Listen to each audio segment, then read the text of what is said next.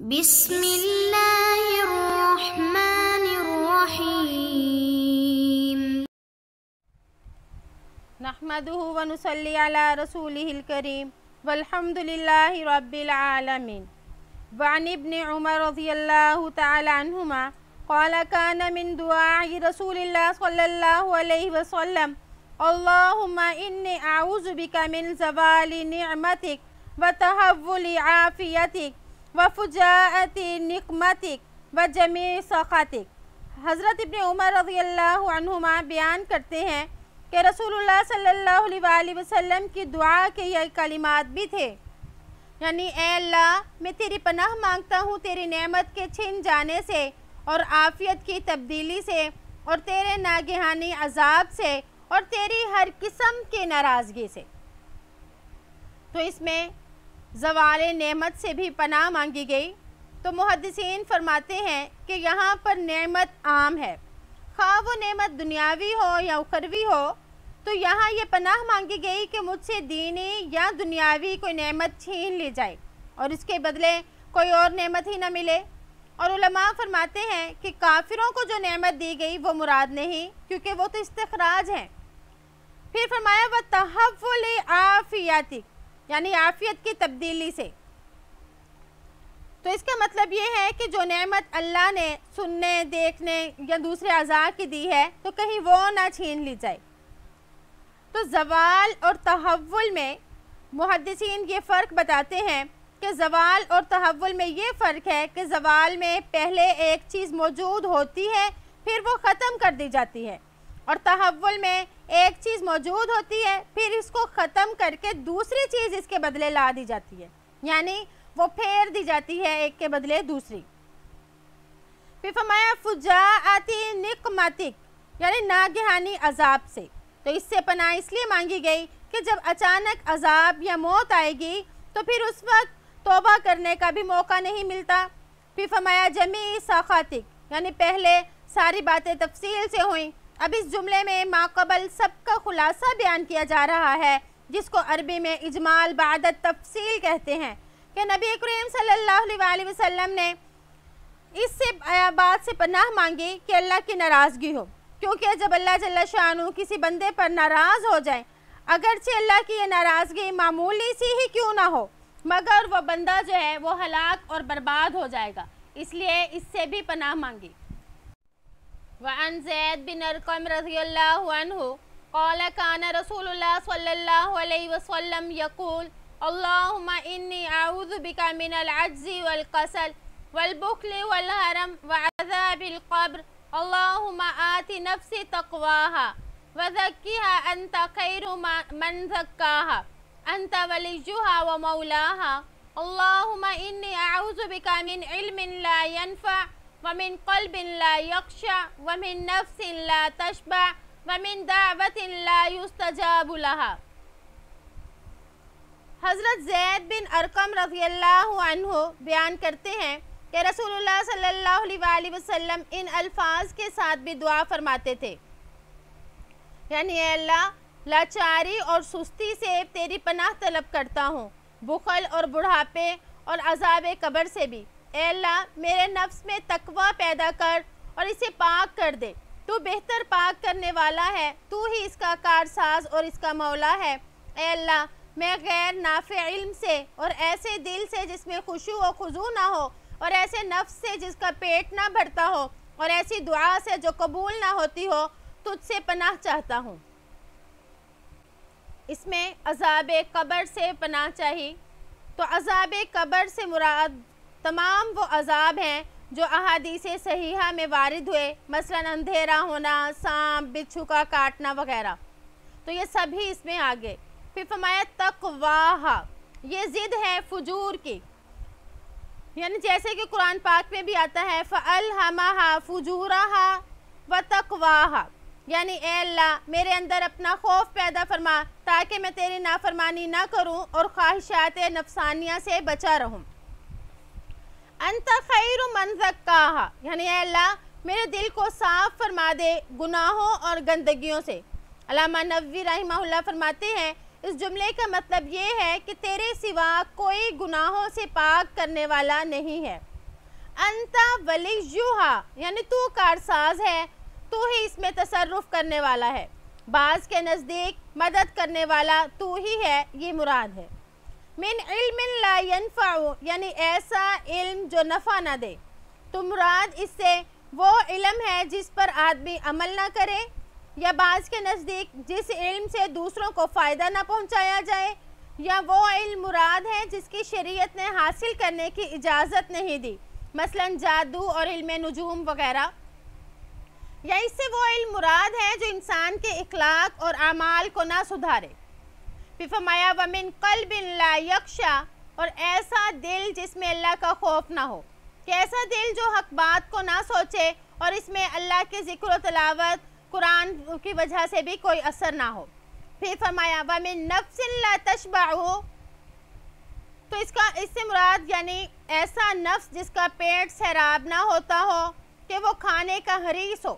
زیادہ کھانا کھانا بہت سے نقصانات لے کر آتا ہے، مثلا نیند، سستی، خواہشات شہوانیہ کو ابھرنا وغیرہ. وَمِن دَعْوَةٍ لَا يُسْتَجَابُ لَهَا اور ایسی دعا جو قبول نہ ہوتی ہو. علماء فرماتے ہیں کہ کثرت معاصی سے انسان کی دعا قبول ہونا ختم ہو جاتی ہے، اور جو دعا مانگے اس کی قبول نہ ہوتی ہو تو وہ دنیا میں بھی تباہ و برباد، کیونکہ اللہ کے علاوہ اور کوئی اس کی دعا قبول کرنے پر قادر نہیں ہے، اور آخرت میں بھی تباہ و برباد. تو آپ صلی اللہ علیہ وآلہ وسلم نے ان تمام چیزوں سے پناہ مانگی. تو اس دعا میں بھی کئی ایسی چیزوں سے پناہ مانگی ہے جو ہماری دنیا اور آخرت کو خراب کرنے والی ہیں.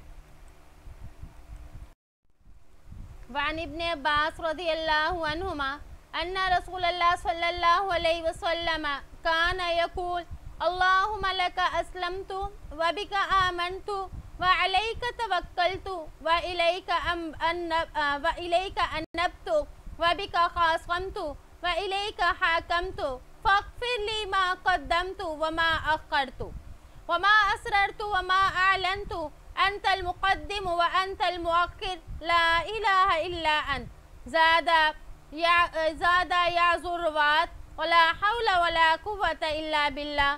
متفق علیہ. حضرت عبداللہ بن عباس رضی اللہ عنہما سے روایت ہے کہ رسول اللہ صلی اللہ علیہ وآلہ وسلم یہ دعا بھی فرمایا کرتے تھے، یعنی اللہم لک اسلمت وبک آمنت، اے اللہ میں آپ کے لیے اسلام لایا، آپ پر ایمان لایا اور آپ پر بھروسہ کیا اور تیری طرف رجوع کیا، تیری مدد سے جھگڑتا ہوں اور آپ ہی سے فیصلہ کراتا ہوں. آپ میرے اگلے پچھلے چھپکے سے کیے ہوئے، کھلم کھلا کیے ہوئے سب ہی گناہوں کو معاف فرما دیں. آپ ہی آگے بڑھانے والے ہیں، آپ ہی پیچھے کرنے والے ہیں، آپ کے سوا کوئی معبود نہیں، آپ معبود برحق ہیں. بعض روایات میں یہ الفاظ بھی زائد ہیں وَلَا حَوْلَ وَلَا قُوَّةَ إِلَّا بِاللَّهِ نہیں ہے کوئی مصیبت کو ٹالنے والا، نہ کوئی نیکی کی قوت دینے والا آپ کے سوا. تو اس میں فرمایا وَبِكَ آمَنْتُ اور اللہ پر ایمان لایا ہوں، جو کچھ اللہ نے حکم دیا اس کو پورا کروں گا، جس سے روکا اس سے رکوں گا. پھر فرمایا علیک توکلت کہ سارے کے سارے معاملات اسی اللہ کے سپرد ہیں اور اسی پر تمام امور کا سہارا ہے. اور پھر فرمایا وَإِلَيْكَ أَنَبْتُ یعنی تیری ہی طرف رجوع کرتا ہوں، یعنی میں معصیت سے اطاعت کی طرف پھرتا ہوں یا غفلت کی زندگی سے ذکر کی طرف آتا ہوں. پھر فرمایا حاکمت تجھ سے ہی فیصلہ کرواتا ہوں.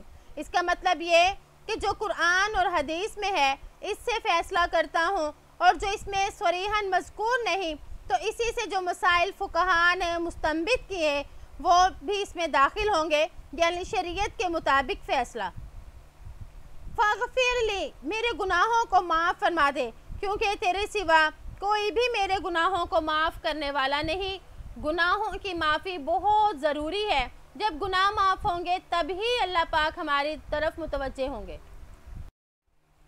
وعن عائشہ رضی اللہ عنہا ان النبی صلی اللہ علیہ وسلم کان یدعو بہؤلاء الکلمات अल्लाहुम्मा इन्नी आऊज़ु बिका मिन फितनतिन नार व अज़ाबिन नार व मिन शर्रिल गिना वल फ़क्र।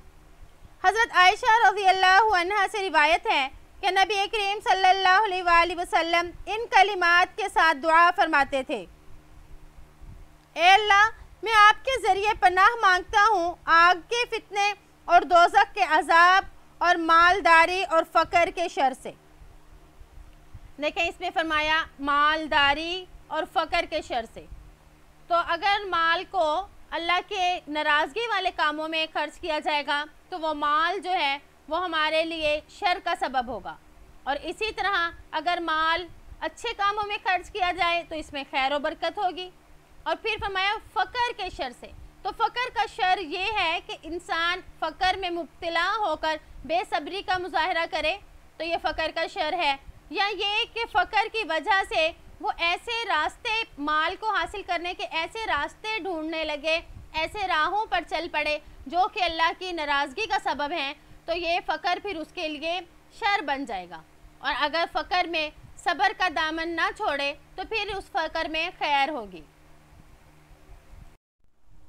वअन ज़याद बिन अलाक़ा अन अम्मीही व हुवा कुतबतु बिन मालिक रज़ियल्लाहु तआला अन्हु क़ाल कान नबिय्यु सल्लल्लाहु अलैहि वसल्लम यक़ूल अल्लाहुम्मा इन्नी अऊज़ु बिका मिन मुनकरातिल अख़लाक़ वल अअमाल वल अहवा।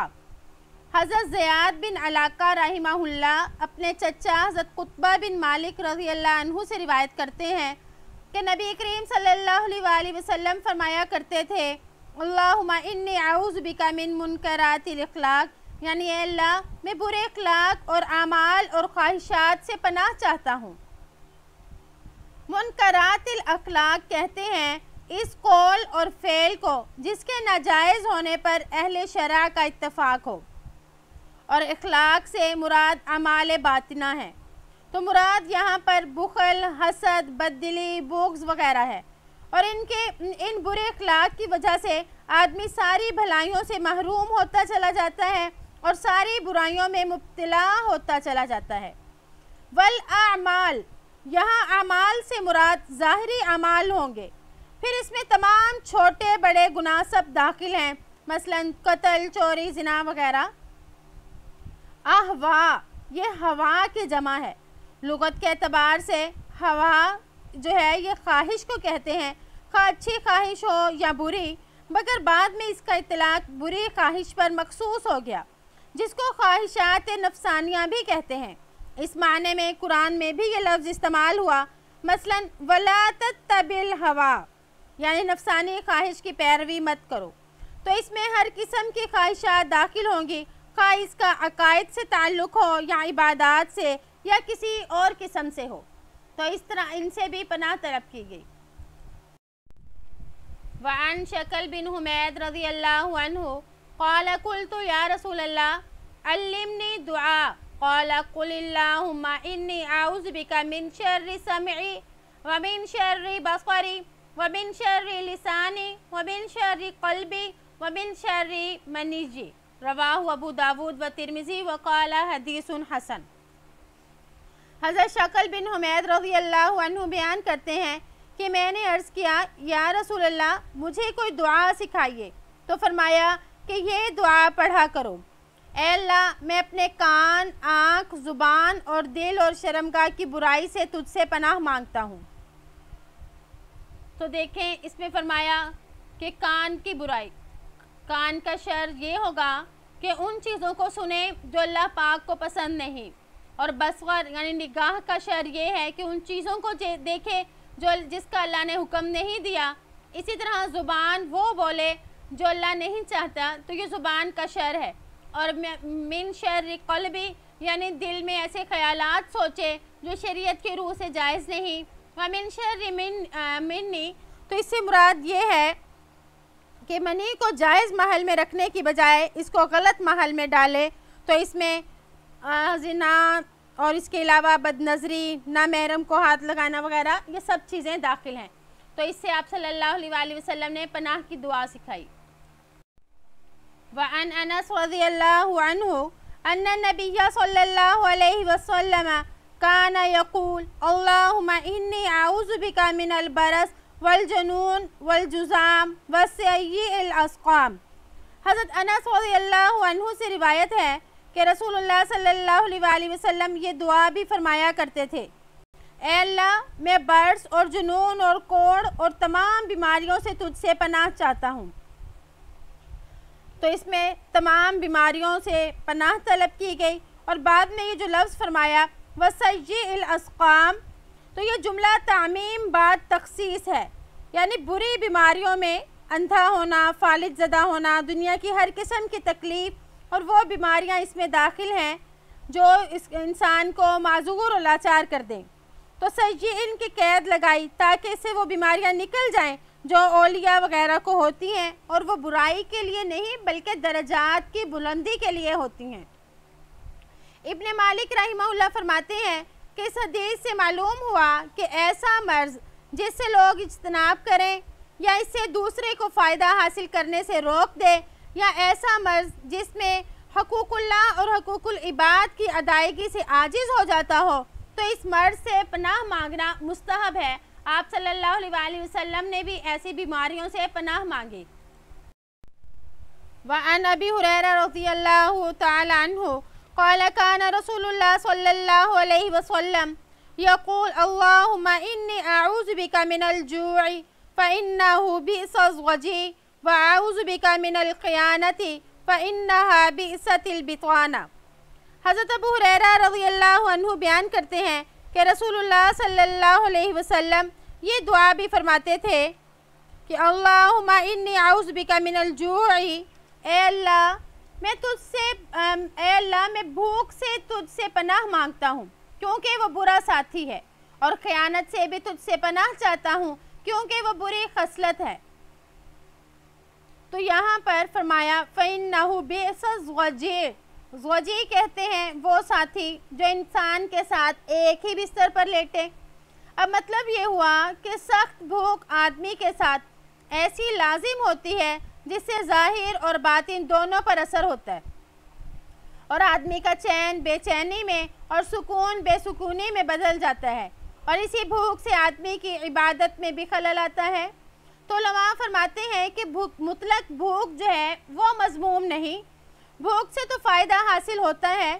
यहाँ पर इस भूख की मज़म्मत है जो इंसान को तकलीफ़ में मुब्तला कर दे और दीन के कामों में सुस्ती और काहिली पैदा करे, इबादत और नेक काम से रोक दे। तो ख़यानत के बारे में फ़रमाया ये बहुत ही बुरा रफ़ीक है। असल में बताना इस कपड़े को कहते हैं जो अंदर की तरफ हो, जिसको उर्दू में अस्तर कहते हैं। मुराद यहाँ पर वो चीज़ है जिसको आदमी छुपाता है। ख़यानत बहुत ही बुरी और गंदी चीज़ है जिसकी मज़म्मत और भी मुतअद्दिद रिवायात में की गई। अल्लाह ताला से दुआ है कि आप सल्लल्लाहु अलैहि वसल्लम ने दुआओं में जिन चीज़ों से पनाह मांगी, अल्लाह पाक भी हमें इन चीज़ों से पनाह अता फ़रमाए और इन दुआओं को पढ़ने की तौफ़ीक अता फ़रमाए। उम्मीद है कि आपको आज का सबक समझ आ गया होगा। अस्सलामु अलैकुम व रहमतुल्लाहि व बरकातुहू।